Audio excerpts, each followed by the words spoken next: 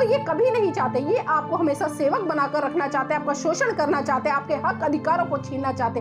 कभी भी ये नहीं चाहते कि हमारे बच्चे या आपके बच्चे इनके बच्चों के बराबर आए और उनको कंपटीशन दे।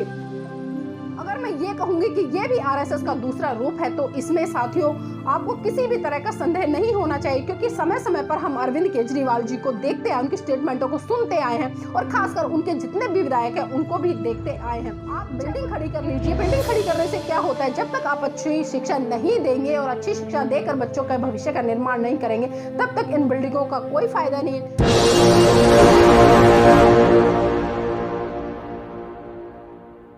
जय भीम, नमो बुद्धाय। आप देख रहे हैं एनबी न्यूज 24/7 नीलम बोध के साथ। साथियों, अगर मैं ये कहूं कि दिल्ली के मुख्यमंत्री अरविंद केजरीवाल मोहन भागवत का दूसरा रूप है, तो इसमें कोई अतिशयोक्ति नहीं होगी।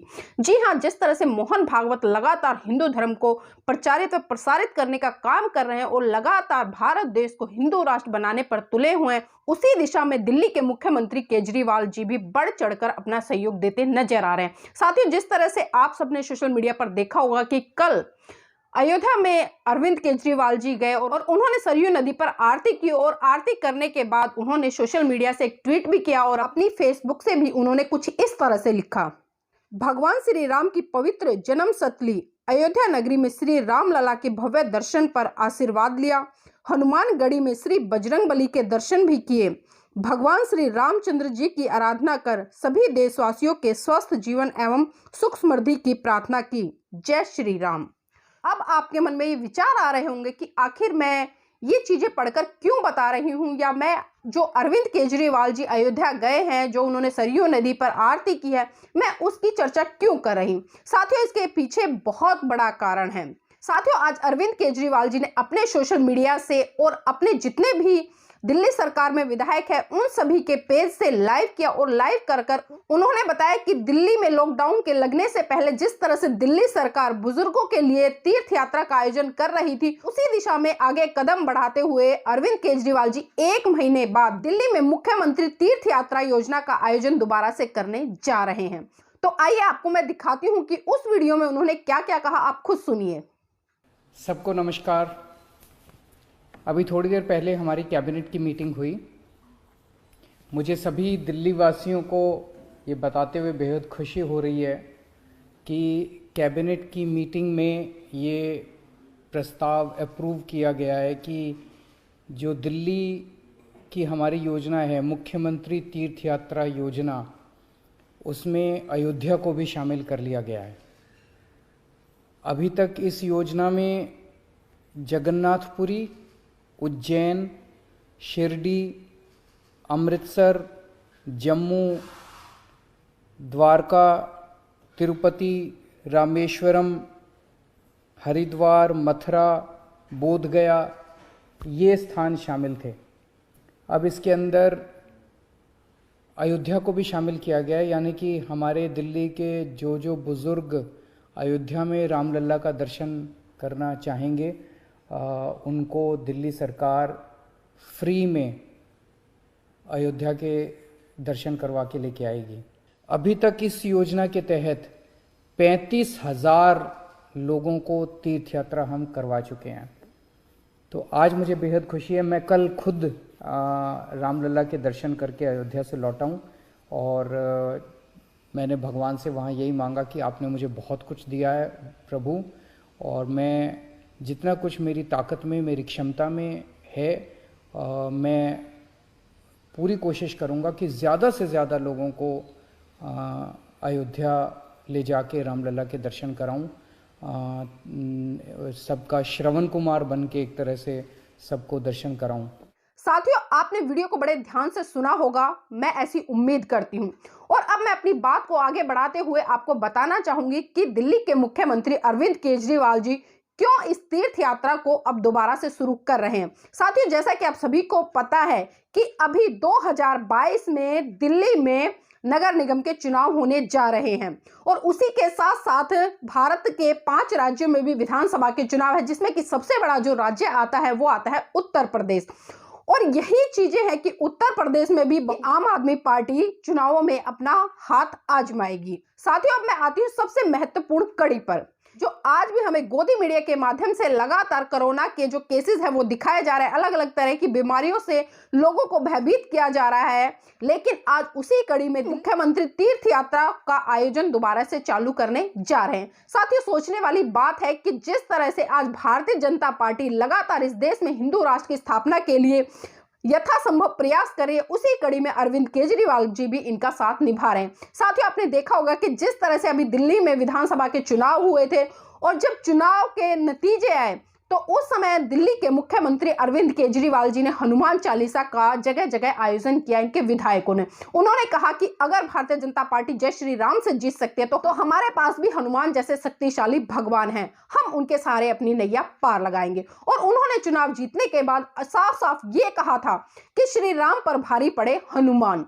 तो साथियों, आप देख सकते हैं कि किस तरह की इन लोगों की विचारधारा और किस तरह की इन लोगों की मंशा है। अगर यहां पर मैं बात करूं मुख्यमंत्री अरविंद केजरीवाल जी की, जिस दिशा में आज उनको काम करना चाहिए दिल्ली की जनता के लिए, उस दिशा में बिल्कुल भी काम ना कर बल्कि जो अपने मीठे मीठे वादे जिस तरह से मोदी जी करते हैं उसी तरह से ये भी आजकल फेंकने का बहुत ज्यादा काम कर रहे हैं। साथ ही अगर दिल्ली के हालातों की बात करूं तो आज दिल्ली की दुर्दशा इतनी बुरी हो गई है कि उसका आकलन करना भी शायद शब्दों के माध्यम से कम पड़ जाएगा। आप किसी भी गली में निकल जाए, आज सारी गलियां टूटी फूटी पड़ी हैं। आज ठीक से लोगों को पानी की व्यवस्था नहीं हो पा रही है, जिसका ये हवाला देते कि हम दिल्ली में फ्री बिजली और फ्री पानी दे रहे हैं। तो मैं अरविंद केजरीवाल से पूछना चाहूंगी कि आज दिल्ली में बहुत सारी कॉलोनियां ऐसी है जहां पर पाइपलाइनें भी नहीं बिछी हैं, बहुत सारी जगह ऐसी है जहां पर लोगों को बिजली भी नहीं मिल पा रही है, और आप हवाला दे रहे हैं और लोगों को प्रलोभन दे रहे हैं कि हम पूरी दिल्ली में फ्री बिजली और फ्री पानी दे रहे हैं। साथियों, इस तरह के प्रलोभन से अन्य राज्यों के लोगों को बचना है, क्योंकि अन्य राज्यों में भी अरविंद केजरीवाल जी अपना चुनावी बिगुल बजाने की तैयारी में है। और हमें यह सोचना होगा कि यह सरकार भी लगातार हिंदूवादी मानसिकता से ग्रस्त है। अगर मैं ये कहूंगी कि यह भी आरएसएस का दूसरा रूप है तो इसमें साथियों आपको किसी भी तरह का संदेह नहीं होना चाहिए, क्योंकि समय समय पर हम अरविंद केजरीवाल जी को देखते हैं, उनकी स्टेटमेंटों को सुनते आए हैं और खासकर उनके जितने भी विधायक हैं उनको भी देखते आए हैं। और यहाँ पर मैं एक महत्वपूर्ण बात बहुजन समाज के लोगों को बताना चाहूंगी, खासकर उन लोगों को जो अपने आप को बाबा साहब का अनुयायी कहते हैं, बुद्ध का अनुयायी कहते हैं। साथियों, जब लॉकडाउन से पहले अरविंद केजरीवाल ने इस तरह की तीर्थ यात्राओं का आयोजन किया था तो उसमें बौद्ध समाज के लोगों से भी बहुत सारे फॉर्म भरवाए थे कि उनके लिए भी हम बोध गया, जो बुद्ध के धार्मिक स्थल है, वहां पर लोगों को ले जाने का काम करेंगे। लोगों ने बढ़ चढ़कर अपने फॉर्म भरे, पूरा डाटा इनको दिया, लेकिन देखिए उसी समय इन्होंने ये कह दिया कि दिल्ली में चुनाव होने वाले हैं तो इस यात्रा को हम बाद में कराएंगे। और जितना भी डाटा बहुजन समाज के लोगों ने बढ़ चढ़कर दिया वो सारा का सारा डाटा अरविंद केजरीवाल ने चुनावों में इस्तेमाल किया। यह भली भांति जानते हो और प्रत्येक व्यक्ति जानता है कि डाटा हासिल करने में अरविंद केजरीवाल और उसकी सरकार बहुत ज्यादा माहिर है। और फिर दोबारा से उसी जुमले को लेकर अरविंद केजरीवाल सरकार फिर से आपके बीच में आ रही है और जिस तरह से इन तीर्थ यात्राओं के नाम पर आपका वोट लूटने की तैयारी कर रही है साथियों, इसको भी आपको भली भांति समझना पड़ेगा, क्योंकि हम लोग तो इनकी चालों को अच्छी तरह से जानते हैं कि ये लोग पर्टिकुलर एक विचारधारा को फॉलो करने वाले लोग हैं, एक धर्म को प्रचारित और प्रसारित करने वाले लोग हैं। अगर मैं ये कहूंगी कि ये लोग धर्म के ठेकेदार हैं तो इसमें भी कोई अतिशयोक्ति नहीं होगी। साथियों, जिस तरह से पिछले 2 साल से सरकारी स्कूल या मैं प्राइवेट स्कूलों की बात करूं तो जो शिक्षा का स्तर है वो बिल्कुल धरातल पर आ गया है। यहाँ पर मैं किसी और का उदाहरण नहीं दूंगी, मैं सबसे पहले यहाँ पर अपने घर का ही, अपने परिवार का उदाहरण देना चाहूंगी। मेरे परिवार में 3 बच्चे हैं, जिनमें कि 2 बच्चे प्राइवेट स्कूल में जाते हैं और 1 बच्चा सरकारी स्कूल में जाता है। जो सरकारी स्कूल की स्थिति है वो बहुत ही दयनीय है। जिस तरह से आज बच्चों की शिक्षा के साथ खिलवाड़ किया जा रहा है और ये पूरी तैयारी है इस सरकार की और केंद्र सरकार की कि किसी भी तरह से जो मध्यम वर्ग है या निम्न वर्ग के बच्चे हैं उनको, वो नहीं चाहते कि आपके बच्चे अच्छी शिक्षा ले, वो नहीं चाहते कि आपके बच्चे अच्छी शिक्षा लेकर इनके बच्चों को